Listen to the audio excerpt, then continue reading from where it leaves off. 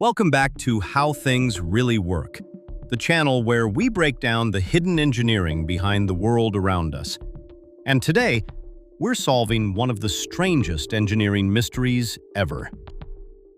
This machine weighs hundreds of tons. It's built from metal, fuel, cargo, engines, and passengers. And yet somehow, this enormous machine lifts itself into the sky. Every time an aircraft takes off, it almost feels like reality is being broken.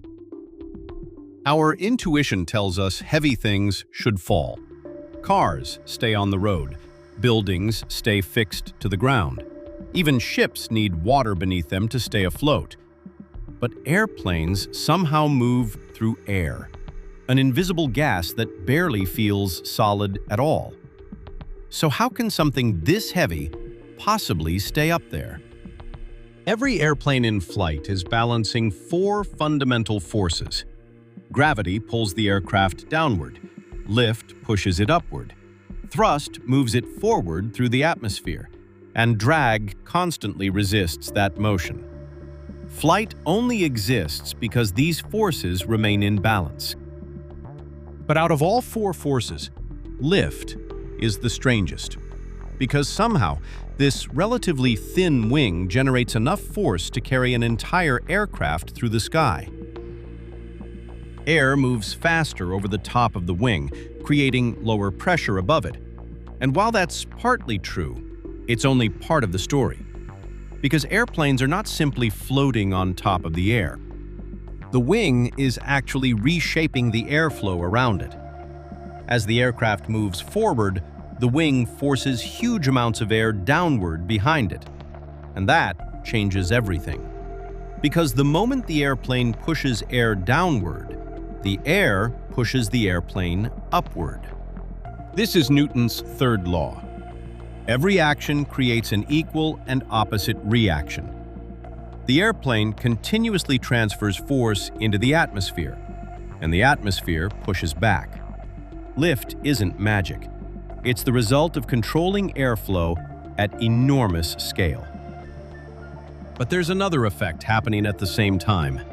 The curved shape of the wing changes how air moves around it. Air accelerates across the upper surface, reducing pressure above the wing, while pressure underneath remains higher. And together, these pressure differences help generate even more lift. But none of this works without speed. The wing needs a constant stream of fast-moving air flowing around it.